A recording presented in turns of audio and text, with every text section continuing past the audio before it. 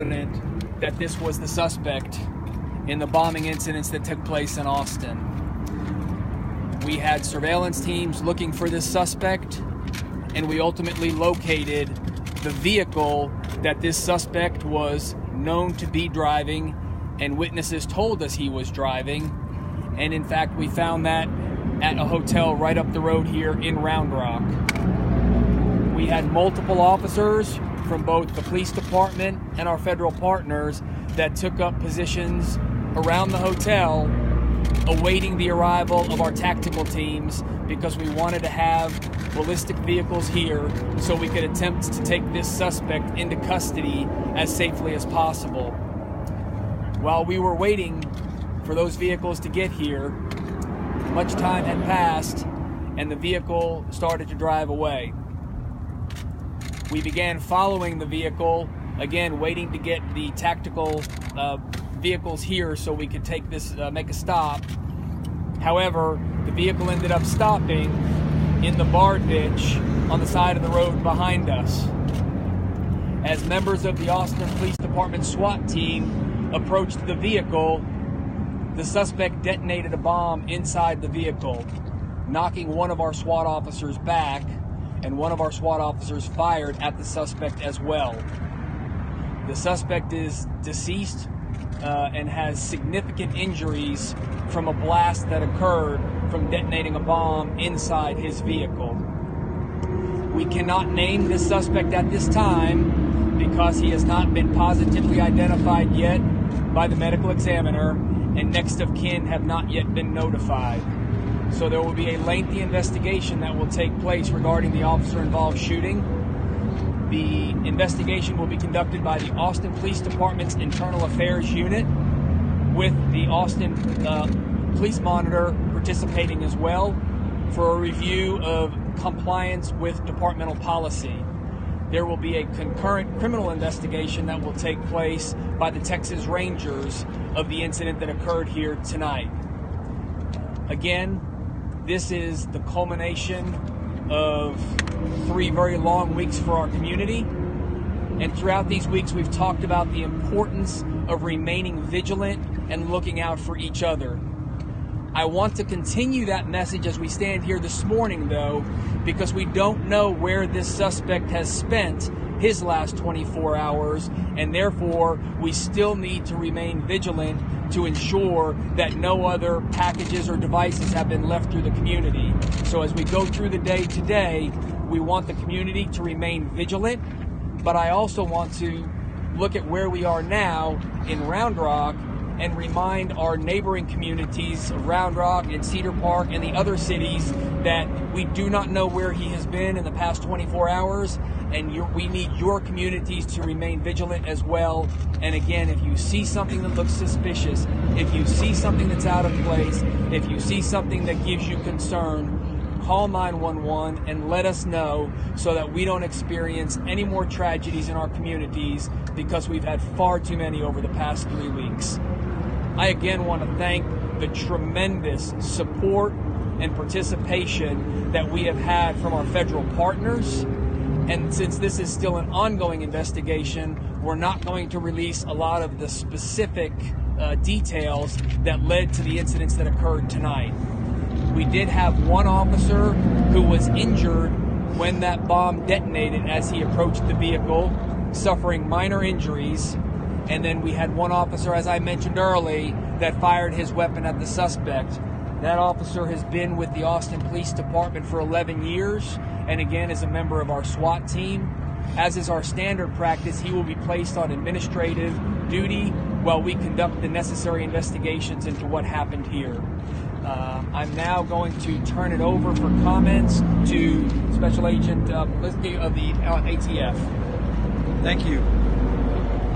The unprecedented level of cooperation and partnership from the law enforcement agencies at the local, state, and federal level allowed each of our agencies to bring a different skill set to bear and identify this subject.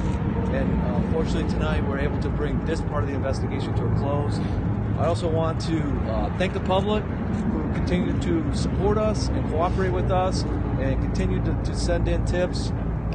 And as the chief said, we want them to continue to be vigilant. We are concerned that there still may be other devices out there. We want to make sure that if people see suspicious packages or bags, they continue to call 911 and report that to the police so we can respond and deal with those packages. Thank you.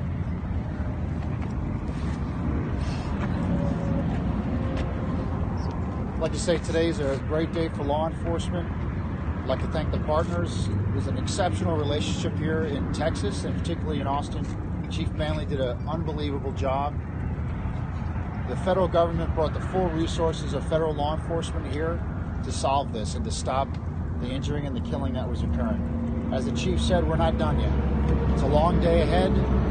We are concerned that there may be other packages that are still out there. We need the public to remain vigilant, especially today as we go through this investigation. We will be here as long as it takes with our partners to figure out exactly what happened, why it happened, and how it happened. And we're committed to staying here with the Austin Police Department for as long as it takes to make sure we understand exactly what happened here. Just like to say, this is what law enforcement does every day in this country. The brave men and women of the Austin Police Department put their lives on the line tonight to stop this man from setting off bombs. As the chief said, one of their officers was hurt approaching the suspect as he detonated a second device. That's what law enforcement does every day in this country. They put their lives on the line to make sure that all of us are safe. I'd like to commend the chief and his brave men and women that approached that subject's vehicle and stopped the subject from hurting anybody else. Thank you very much.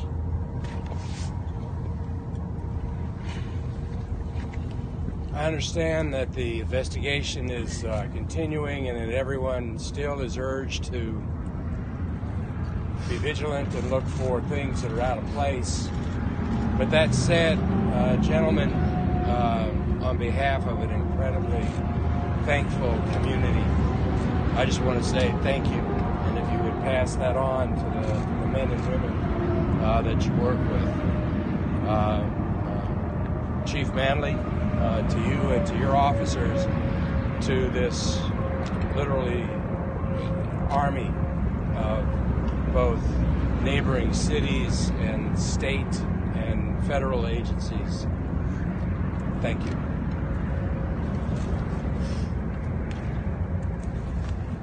And I'd just like to close with just really a thought for the families in our community who lost loved ones or who had loved ones seriously hurt in these incidents. Our heart remains with you as you go through your healing process and your time of sorrow, and we stand by you and with you in your time of need. And with that, we'll open it up for questions. Chief Manley, was the suspect an Austin resident? There may be more, was the suspect an Austin resident? Suspects involved. Are you still looking for other individuals who may be connected to this one, or was this a lone wolf? This investigation is still underway, so we cannot say that this was an individual acting on their own. That's why this investigation will continue through the day or days coming. Are you still searching Without the naming the FedEx suspect, facilities? can you give us at least some biographical details? Rough age? Was he an Austin resident? The individual involved in this incident was a 24-year-old white male, and we're not going to give out any information regarding his residence. Any accomplices, sir? Sorry, maybe you covered this, but any accomplices?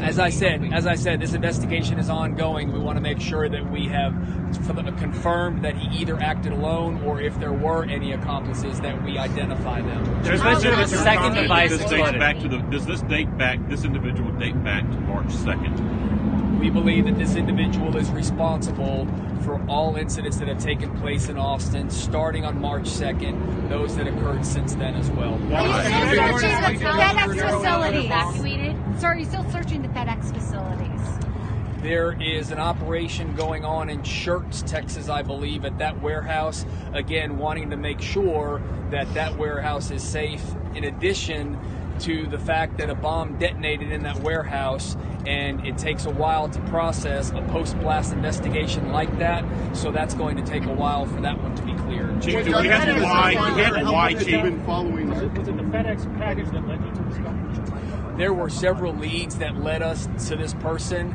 We had a lot of evidence that came to us via video sources as well as witnesses. Was he ever on your radar prior to this?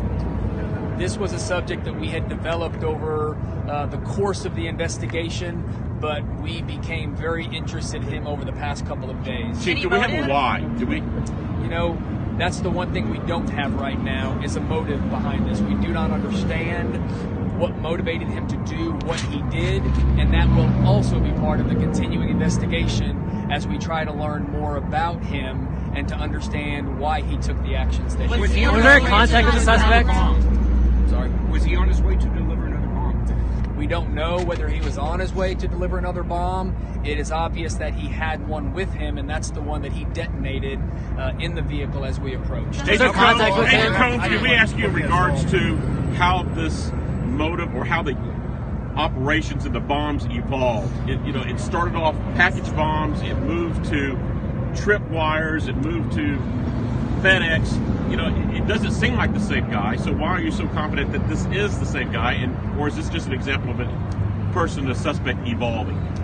Again, as we've said all along, we didn't want to give out specific descriptions of the types of packaging the initial bombs were in because we knew that there was the potential he would change his methods, and that is in fact what occurred here.